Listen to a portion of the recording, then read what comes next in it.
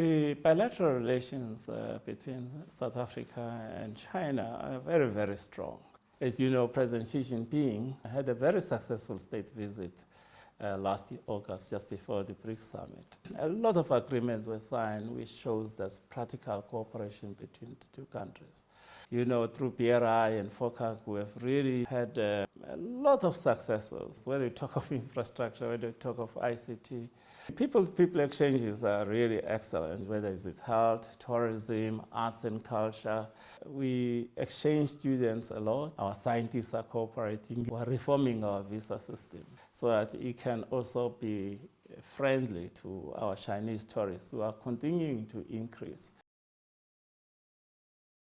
From the South African perspective, there are new areas really where there's a lot of opportunities, particularly for Chinese investors. In the new energy sector, the whole new energy value chain, including EVs, solar panels, wind, prioritizing technology. So we need that because we need to transform all our production from agriculture, from health, from government to be digitized. So those are the areas of focus for us going forward.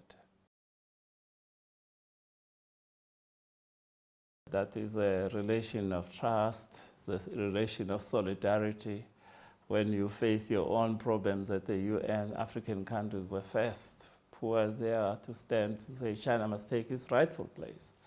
But China now is strong, and it is not using its strength to bully us, but using its strength to have this shared development with Africa. And it's a relationship of long trust and mutual respect.